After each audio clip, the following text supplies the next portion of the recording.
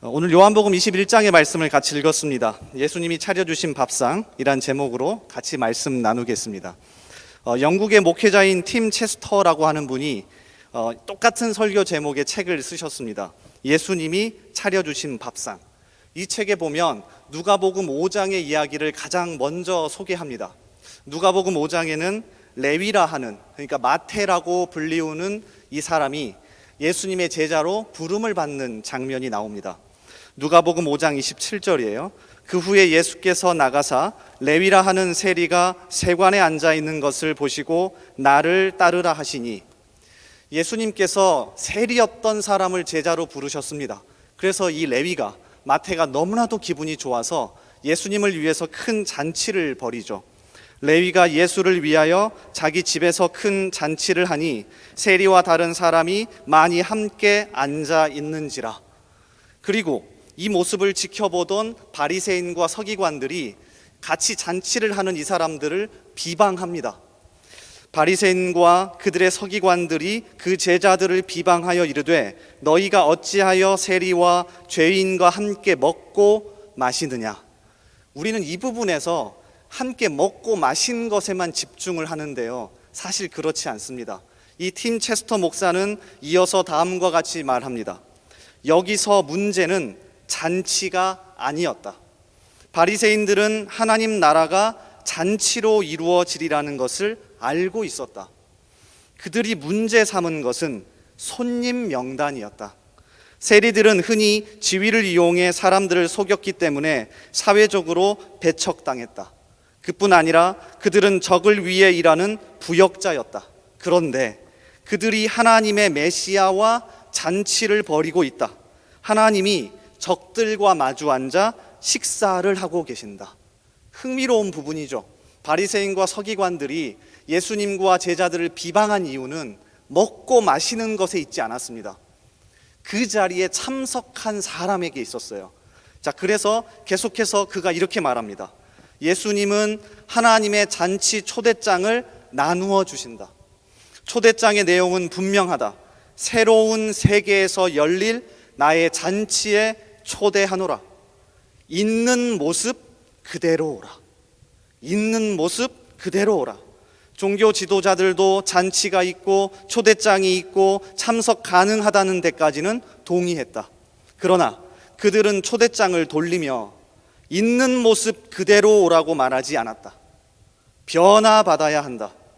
깨끗해져야 한다고 말했다. 이거는 구원받은 사람이 그 다음에 추구하는 거지, 처음부터 우리의 힘으로 변화받고 자격을 갖춰서 잔치에 참여하는 건 아니죠.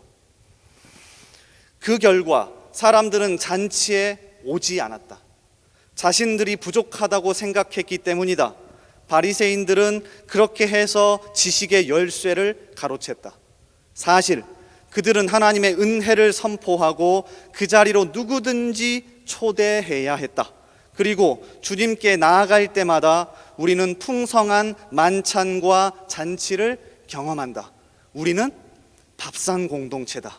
자, 그러면서 더 자세하게 이렇게 표현합니다. 우리는 주님께서 차려주신 밥상을 먹는 공동체다.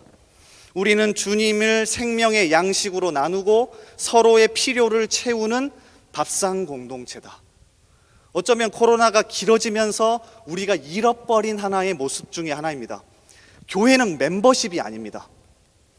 헬스장을 끊어놓듯이 일주일에 여러 번 나오면 우수 고객, 그리고 한 번밖에 안 나오면 비우수 고객, 이렇게 헬스장을 끊듯이 체크를 해가면서 하는 곳이 아닙니다. 교회는 밥상 공동체입니다. 주님을 생명으로 누리기 위해 모여서 어떻게든 주님을 먹는 공동체. 그리고 실제로 이 팀 체스터 목사가 표현했듯이 서로의 필요를 채우고 밥도 함께 먹는 공동체. 그러니까 우리가 잃어버린 모습입니다. 오해하지 마십시오. 정 목사가 자 이제는 모여서 마음대로 먹어도 된대, 이 얘기를 하자는 게 아닙니다. 우리가 잃어버린 정신입니다. 우리는 멤버십이 아닙니다. 그냥 예배 한 번 참석하고 모임 한 번 참석하는 그 정도가 아닙니다. 우리는 어떤 공동체라고요? 주님을 생명으로 나누고 먹는 공동체입니다. 그리고 실제 여기에서 더 나아가 서로의 필요를 채우고 함께 밥도 먹고 함께 나눌 수 있는 공동체입니다. 밥상 공동체의 특징이 있습니다. 멤버십일 경우에는 나오지 않아도 이해가 됩니다. 나오지 않아도 되지. 그런데 기억나십니까? 특히 식구가 많을수록 어머니께서 밥을 차려놓고 만약에 한 명이라도 비어 있으면 반드시 이렇게 묻습니다. 야, 얘는 어디 갔냐? 와서 밥 먹어야지. 교회는 그런 공동체입니다. 우리가 잃어버렸죠. 자, 그리고요, 그렇게 주님을 누리고 먹기 위해 서로의 필요를 나누고 채워주기 위해 모였을 때 하나님이 주시는 은혜가 있더라고요. 하나님이 회복시키시는 은혜가 있더라고요. 단순하게 멤버십으로 어쩔 수 없이 나와야지 하고 앉아있는 게 아니라 어떻게든 주님을 먹기 위해 몸부림치고요, 서로의 필요를 채우기 위해 모인 곳에 하나님이 은혜를 주시더라고요. 그 은혜에 대해서 오늘 함께 나누고자 합니다. 왜냐하면 오늘 우리가 함께 읽은 요한복음 21장도 똑같은 상황입니다. 은혜를 잃어버린, 예수님을 떠나버린 제자들에게 예수님이 찾아가셔서 하신 행동은 굉장히 독특합니다. 마치 우리의 어머니를 보는 듯합니다. 요한복음 21장 12절 이하를 다시 보십시오. 예수께서 이르시되 와서 조반을 먹으라 하시니 제자들이 주님이신 줄 아는 고로 당신이 누구냐 감히 묻는 자가 없더라. 더 정확하게 번역하면 예수님이 밥을 먹으라고 하실 때 제자들의 눈이 열려 주님이신 줄 알아보았다는 뜻입니다. 그리고 계속해서 이렇게 되죠. 예수께서 가셔서 떡을 가져다가 그들에게 주시고 생선도 그와 같이 하시니라. 주님이 하신 건 멤버십의 회복이 아니었습니다. 야, 너희 나를 열심히 따라다니던 12명 중에 한 명이었잖아. 자, 1번, 2번, 3번이 아니었습니다. 밥을 차려주십니다. 그리고 말씀하십니다. 먹어라. 내가 너희의 진짜 생명이다. 그리고 서로의 필요를 채워라. 우리는 단순한 멤버십이 아니라 밥상 공동체다. 그렇게 은혜를 주시더라고요. 그래서 우리 대전중앙교회 모든 성도들이 이 은혜를 다시 갈구하길 바랍니다. 11월 아까 우리 이재진 목사님께서 위드 코로나가 시작됐다고 하셨는데요, 맞습니다. 더 모이셔야 합니다. 그런데 단순하게 그냥 모이는 게 아니라 어떻게든 더 예수님을 내 생명으로 먹기 위해 몸부림치며 모이셔야 합니다. 그리고 주변을 돌아보셔야 합니다. 밥상 공동체입니다. 내 옆에 있는 동료가 먹지 못한다면 어떻게든 먹이셔야 하고요, 어떻게든 필요를 채우셔야 하고, 어떻게든 주님 앞에 와서 앉혀 놓으셔야 합니다. 이제 이거 하셔야 합니다. 정말로 이거 하셔야 합니다. 그리고 이렇게 할 때 주님께서 가만히 있지 않습니다. 자, 오늘 말씀을 더 들여다봅시다. 그러면 주님이 두 가지의 은혜를 부어주시면서 우리에게 힘을 주십니다. 자, 이 두 가지를 살펴보고요, 이 밤에 간절하게 주님께 회복시켜 달라고 부르짖는 시간이 되기를 주님의 이름으로 소원합니다. 자, 첫 번째는요, 사명감이 회복되게 하십니다. 무엇이 회복된다고요? 사명감이 회복되게 하십니다. 잘 들으셔야 합니다. 이렇게 모이는 곳에 주님을 향한 사명감이 불타오르기 시작합니다. 모였는데 아무것도 없이 끝났다? 고민해 보셔야 합니다. 주님의 이름으로 모였는데 예배도 드렸고 목장 모임도 하고 같이 양육도 받고 모였는데 그냥 끝나버렸다? 고민해 보셔야 합니다. 주님은 밥상 공동체로 모이는 그 사람들에게 반드시 사명감을 회복시키십니다. 자, 오늘 말씀을 다시 보겠습니다. 1절을 한번 보시겠습니까? 21장은 요한복음의 부록과도 같습니다. 사실 이야기상으로 20장에서 끝나면 되는데요, 21장은 약간 부록처럼 편성되어 있습니다. 이렇게 시작하죠. 그 후에 예수께서 디베랴 호수에서 또 제자들에게 자기를 나타내셨으니 나타내신 일은 이러하니라. 디베라는 갈릴리를 이야기합니다. 그러니까 갈릴리 호수에서 예수님이 나타나셨대요. 특별히 제일 앞에 그 후에라는 단어를 써서 20장과 연결되지만 뭔가 차이가 있다는 것을 보여줍니다. 실제 여러분 돌아가셔서 요한복음 20장을 읽어보시면 부활하신 예수님께서 제자들에게 2번 나타난 사건을 기록합니다. 눈치가 빠르신 분은 아까 전에 예수님이 제자들에게 3번 나타나셨다라고 읽으셨을 겁니다. 근데 정확하게 장소가 어떻게 되냐면요, 유대 지역, 그러니까 예루살렘 지역에서 예수님이 두 번 나타나십니다. 그게 20장입니다. 그리고 21장으로 넘어가면 그 후에라고 하는 단어를 통해서 독자들의 주의를 끌게 합니다. 그리고 다시 보게 하죠. 어디라고요? 갈릴리. 장소가 바뀌었습니다. 유대 지역, 그러니까 예루살렘 지역에서 예수님이 나타나셔서 만나 주셨는데 21장은 특별히 어디입니까? 갈릴리에 모여 있고 예수님이 갈릴리에서 그들을 만나 주셨다는 것을 강조합니다. 아마도 마태복음 28장에서처럼 주님의 명령 때문이었을 겁니다. 마태복음 28장 7절에 보면 또 빨리 가서 그의 제자들에게 이르되 그가 죽은 자 가운데서 살아나셨고 너희보다 먼저 갈릴리로 가시나니 거기서 너희가 배우리라 하라. 보라 내가 너희에게 일렀느니라 하거늘. 예수님의 무덤에 찾아온 여인들에게 천사가 이야기하는 겁니다. 예수님이 갈릴리에 먼저 가 계실 테니까 제자들에게 어디로 오라고 하라고요? 갈릴리에 오라고 해라. 그러면 거기서 누구를 만날 수 있다? 주님을 만날 수 있을 것이다. 요한복음 21장은 바로 이 상황인 겁니다. 유대 지역, 예루살렘 지역이 아니라 특별히 이 갈릴리 지역에서 예수님은 제자들을 더 깊이 만나 주십니다. 도대체 이유가 뭘까요? 간단합니다. 아주 간단합니다. 갈릴리는 예수님과 제자들의 주 활동 무대였습니다. 제자들을 처음 부르신 곳, 제자들과 함께 꿈을 키워가신 곳, 제자들과 함께 기적을 행하시고 말씀을 가르치시고 결론적으로 사명을 주신 곳이었습니다. 기억나십니까? 마가복음 1장에 보면 바로 이 갈릴리에서 예수님은 제자들을 불러다 놓고 이렇게 말씀하십니다. 갈릴리 해변으로 지나가시다가 시몬과 그 형제 안드레가 바다에 금을 던지는 것을 보시니 그들은 어부라.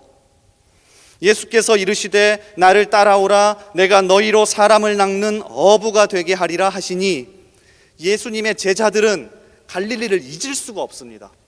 고향이기 때문이 아닙니다. 그들이 삶의 터전이기도 했지만 더 중요한 건 처음 사명을 받은 곳, 드디어 처음 주님을 믿고 내 삶의 방향을 바꾸어 뛰어들기로 다짐한 곳, 그것이 갈릴리였습니다. 그래서 예수님은 갈릴리로 제자들을 부르신 겁니다. 대다수 학자가 요한복음 21장을 누가복음 5장의 재현이라고 하는데 누가복음 5장에도 똑같은 상황이 나옵니다. 세베대의 아들로서 시몬의 동업자인 야고보와 요한도 놀랐음이라. 예수께서 시몬에게 이르시되 무서워하지 말라. 이제 후로는 내가 사람을 취하리라 하시니 그들이 배들을 육지에 대고 모든 것을 버려두고 예수를 따르니라. 갈릴리는 바로 이러한 곳이었습니다. 단순한 삶의 터전, 처음 어부의 일을 했던 곳, 내가 태어난 곳, 그 정도가 아니라 주님이 나를 처음 부르신 곳, 드디어 내 삶의 방향을 가지고 내가 왜 지금 여기에 있어야 되는지 고민하고 사명감이 불타올라 주님 제 목숨 던져 뛰어들어 보겠습니다 라고 기도하고 결단했던 곳, 그게 갈릴리였습니다. 그래서 예수님은 갈릴리로 제자들을 부르신 겁니다. 이걸 회복시켜주기 위함이죠. 모이실 때마다, 예배 드릴 때마다 하나님의 이 음성을 들으시길 소원합니다. 지금도 하나님은 우리에게 말씀하십니다. 갈릴리로 와라. 사명, 목숨을 걸고 이 땅을 살아가면서 너가 해야 할 일을 고민하고 뛰어들어라 라고 주님은 말씀하십니다. 그런데 아쉽게도 요한복음 21장에서 제자들은 이걸 잃어버렸습니다. 어쩌면 마치 저 그리고 여러분의 모습과 같습니다. 3절을 보십시오. 3절에서 베드로가 앞장서서 이렇게 이야기합니다. 우리 한번 같이 읽어볼까요? 21장 3절입니다. 자, 시작.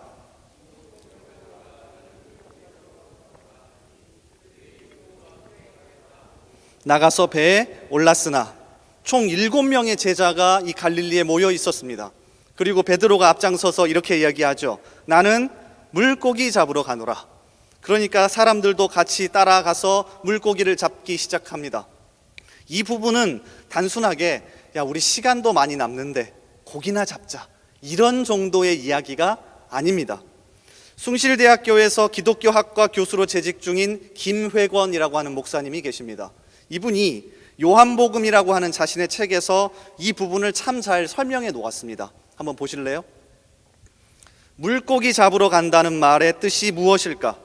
오늘 밤에 물고기 잡으러 간다는 의미일까? 아니면 사람 낚는 어부 사도직을 버리고 다시 이전 생업으로 돌아가겠다는 말일까?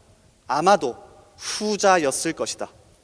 베드로는 자신의 사람 낚는 어부 소명은 실패했다고 판단하고 자신의 생업으로 돌아가려고 한다.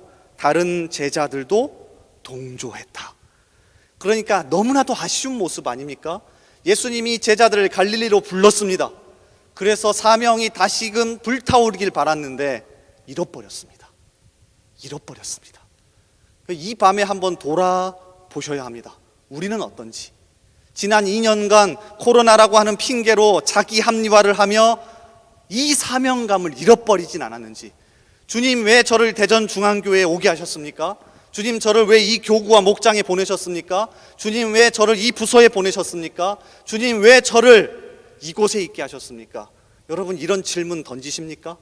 만약에 던지지 않으신다면 우리도 이거 잃어버린 겁니다.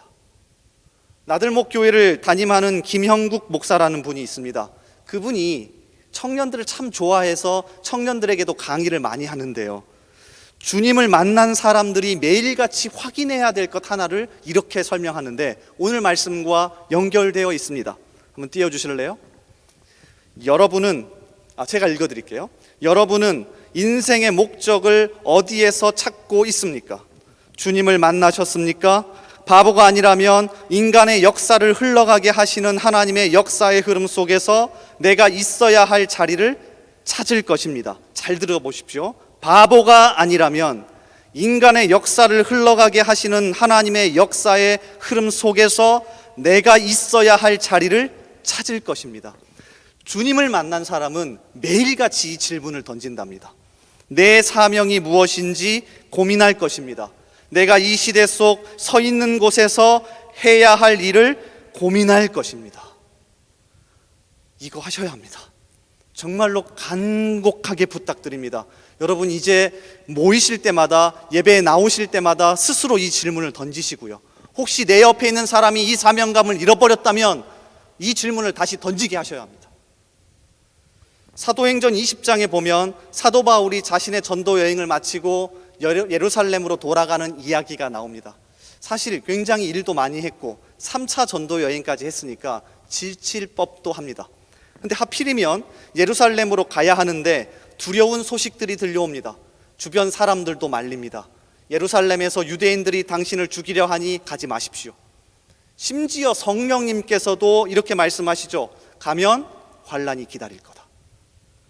그리고 돌아가는 길에 밀레도라고 하는 곳에서 자신이 너무나도 사랑했던 에베소 교회 장로들을 부릅니다. 불러놓고 무슨 얘기를 했을까요? 나 이제 예루살렘으로 돌아갔는데 나 고생 많이 했어. 나 힘들다. 어떻게 해야 될지 모르겠어. 이제 좀 쉬어야 될 것 같아. 이런 이야기를 하지 않습니다. 사도행전 20장 17절, 바울이 밀레도에서 사람을 에베소로 보내어 교회 장로들을 청하니, 그리고 나서 23절과 24절, 우리가 너무나도 잘 아는 이 말을 합니다. 오직 성령이 각 성에서 내게 증언하여 결박과 환난이 나를 기다린다 하시나 내가 달려갈 길과 주 예수께 받은 사명 곧 하나님의 은혜의 복음을 증언하는 일을 마치려 하면은 나의 생명조차 조금도 귀한 것으로 여기지 아니하노라. 아멘.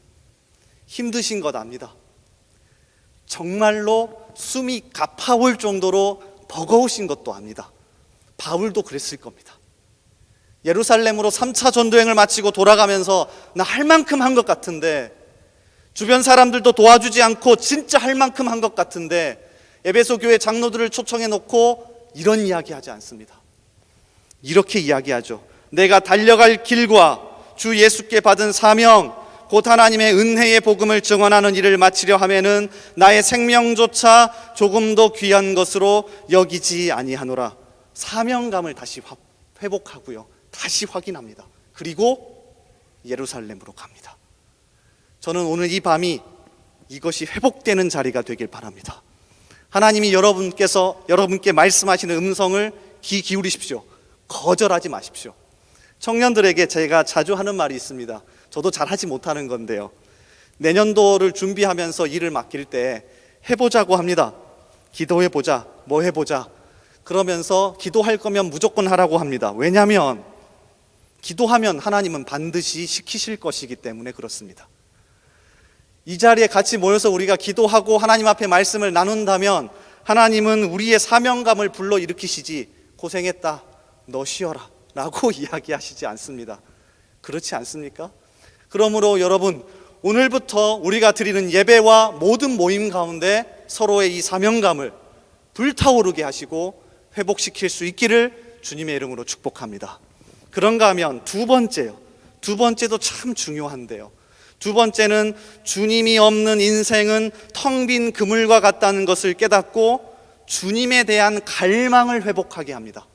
그러니까 주님이 차려주신 밥상, 어떻게든 주님을 더 누리고 주님을 양식으로 삼고 서로의 필요를 채우기 위해 모이면 회복하는 건 세상을 더 바라보게 하는 게 아니라, 맞다, 주님이 없으면 우리는 아무것도 아니야 라고 하는 주님에 대한 갈망이 더 생깁니다. 그러니까 점검해 보시면 돼요. 우리가 예배를 마치고 나가면서, 그리고 우리가 모임을 마치고 나가면서 주님에 대한 갈망이 더 늘어졌는지, 아니면 주님에 대한 갈망이 없어져 버렸는지. 모일 때마다 주님은 우리에게 이 갈망을 주십니다. 자, 3절 말씀을 다시 보시겠습니까? 3절에 보면 베드로가 제자들을 꼬드겨서 고기를 잡으러 갑니다. 그런데 하나도 잡지 못합니다. 시몬 베드로가 나는 물고기 잡으러 가노라 하니 그들이 우리도 함께 가겠다 하고 나가서 배에 올랐으나 그날 밤에 아무것도 잡지 못하였더니, 잡지 못합니다. 아까 전에 요한복음 21장은 누가복음 5장의 재현이라고 말씀드렸습니다. 실제 누가복음 5장에서도 주님을 만나기 전 제자들은 물고기를 잡지 못했죠. 그리고 주님의 명령에 따라 주님을 만나고 그물을 던졌을 때 고기를 잡습니다. 오늘도 마찬가지예요. 요한복음 21장 6절을 보십시오. 이르시되 그물을 배 오른편에 던지라 그리하면 잡으리라 하시니 이에 던졌더니 물고기가 많아 그물을 들 수 없더라. 5장과 너무나도 닮아 있습니다. 5장에서도 잡지 못했더니 주님이 말씀하시는 것을 따라 던져서 물고기를 잡습니다. 누가복음 5장 5절 이하인데요. 시몬이 대답하여 이르되 선생님, 우리들이 밤이 새도록 수고하였으되 잡은 것이 없지만은 말씀에 의지하여 내가 그물을 내리리이다 하고, 그렇게 하니 고기를 잡은 것이 심이 많아 그물이 찢어지는지라. 이에 다른 배에 있는 동무들에게 손짓하여 와서 도와달라 하니 그들이 와서 두 배의 채움에 잠기게 되었더라. 자, 이걸 경험한 제자들은 11절에 모든 것을 버리고 주님을 따라갑니다. 그러니까 주님에 대한 갈망이 더 커졌죠. 그들이 배들을 육지에 대고 모든 것을 버려두고 예수를 따르니라. 오늘 요한복음 21장과 너무나도 닮아 있습니다. 베드로가 나머지 6명의 제자들을 데리고 물고기를 밤새 잡지 못했습니다. 무엇이 떠올랐을까요? 바로 이 상황입니다. 맞아, 우리가 주님을 갈망하지 않고 주님을 만나기 전에도 텅 빈 그물이었지. 똑같았어. 텅 빈 그물이었지. 그래, 뭔가 좀 일은 되어져 가는 것 같을 수도 있고, 그래도 넉넉하게는 아니어도 어느 정도 살 수는 있었는데, 그래도 우리의 마음이, 우리의 영혼이 텅 빈 그물이었지. 그런데 주님을 만나니 이 갈망으로 더 채워지지 않더냐? 아마 이런 생각과 이런 이야기들을 나눴을 겁니다. 다시 얘기하면 주님이 없는 인생은 텅 빈 그물과 같구나, 이 사실을 뼈저리게 경험한 겁니다. 예배를 들으실 때마다 여러분이 경험하셔야 할 겁니다. 목장 모임을 하고 양육훈련을 하고 모이실 때마다 이걸 경험하셔야 합니다. 제발 부탁드립니다. 모이셔서 부동산 얘기만 하지 마십시오. 웃으시는 분들은 하시는 분일 가능성이 높습니다. 모이셔서 세상적인 이야기만 하지 마십시오. 모이셔서 세상에 대한 갈망만 채우고 나가지 마십시오. 그래서 피해의식을 쌓고, 나는 왜 이렇지? 나도 같이 예수 믿는데 나는 왜 이것밖에 안 되지? 제발 부탁입니다. 이거 하지 마십시오. 주님이 차려주신 밥상에 가면, 주님을 더 먹기 위해 가면 그 자리에서 나와서 우리가 배불러야 하는 건 주님에 대한 갈망입니다. 목마른 사슴이 주님을 찾아 헤매듯 주님을 먹고 나오는 겁니다. 그래서 그 모임에 가면 또 가고 싶은 겁니다. 당연하죠. 세상 이야기만 하면 왜 갑니까? 주님에 대한 갈망이 채워지고 더 주님을 잘 믿기 위해서 서로 이야기하고 사명감이 살아나니 또 가고 싶은 겁니다. 제발 부탁드립니다. 이런 모임과 이런 예배가 되기 위해 함께 기도하고 애씁시다. 오늘 제자들도 마찬가지였던 겁니다. 주님이 없는 인생은 텅 빈 그물과 같다. 여러분 목장에 써놓으셔야 합니다. 들어가실 때마다 주님 없으면 텅 빈 그물, 주님 없으면 텅 빈 그물. 오혜령이라고 하는 시인이 있습니다. 국민일보에 1990년부터 자기의 시와 글을 연재하기 시작했는데 나중에 다 연재한 다음에 책으로 묶어서 냈습니다. 제목을 무엇이라 적을까 고민을 많이 했는데 바로 제목이 이거였습니다. 당신 없는 인생은 빈 그물이오니. 당신 없는 인생은 빈 그물이오니. 당신 없는 생의 호수에 그물을 던지고 물고기가 잡히기를 바랐던 지난 나날들은 죽은 시간이었습니다. 오 주님, 이제 당신께서 그물을 채워주소서. 그러면 저는 비로소 살 것입니다. 일생의 가장자리에 서 계신 부활의 주님, 당신 없이 한평생 수고해 보아야 우리 인생은 빈 그물이옵니다. 날마다 호숫가에서 저희를 기다리시는 당신을 바라보게 하옵소서. 오늘 이 밤에 하나님께서 우리의 마음속에 이 단어를 넣어주시길 바랍니다. 주님이 없으면 텅 빈 그물과 같다. 우리가 예배로 나올 때마다, 주님이 차려주신 밥상에 나올 때마다, 모임에 나올 때마다 주님, 이것을 강력하게 경험하게 하옵소서. 이 은혜가 있기를 주님의 이름으로 소원합니다. 한 사람의 글을 읽으며 설교를 마칠까 합니다. 최근에 제가 열심히 읽고 있는 책인데 너무 어려워서 진도가 잘 나가지 않습니다. 그 네덜란드 출신의 천재 신학자인 헤르만 바빙크의 글인데요. 정말 똑똑한 1800년대 후반 그리고 1900년대 초반의 학자입니다.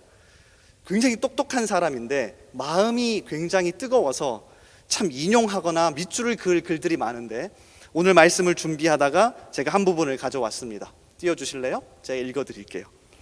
그리스도께서 은혜 언약의 궁극적 내용이십니다. 그리스도 안에서 하나님의 모든 약속이 예와 아멘이 됩니다. 그리스도께서는 은혜와 진리의 충만이신 순수한 은총이십니다. 그리스도 외에 어떤 새로운 입법자나 새로운 법도 있을 수 없으며 그리스도만이 우리와 함께 계신 하나님이자 여호와로 온전히 나타나시어 다 주신 바 되신 임마누엘이십니다.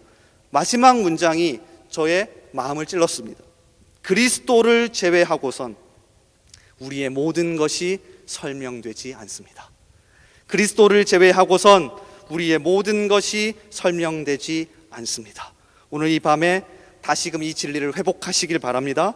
이 자리에 나올 때마다 생선과 떡을 구워주시며 우리를 격려하시고 위로하시는 주님의 만찬을 찬양과 말씀과 기도와 서로를 통해 매일같이 경험하시고 다시금 뜨거운 사명감과 주님에 대한 갈망으로 살아가는 저와 여러분 되기를 주님의 이름으로 축복합니다. 이 시간 찬양하며 기도의 자리로 나아가기를 원합니다. 하늘의 문을 여소서라는 찬양을 할 건데요, 원래 제목은 임재입니다. 하늘의 문을 여소서 이곳을 주목하여 주십시오. 주님, 이곳에 임재하여 주십시오. 간절하게 찬양하면서 우리 나아갑시다. 하나님, 마음 문을 열겠습니다. 다른 것 생각하지 않고요, 주님 주신 사명감 생각하겠습니다. 주님, 주님에 대한 갈망을 회복하겠습니다. 주여, 이 시간 임재하여 주시옵소서. 그런 마음을 담아서 이 시간 같이 찬양하며 나아가겠습니다. 우리 함께 찬양합니다.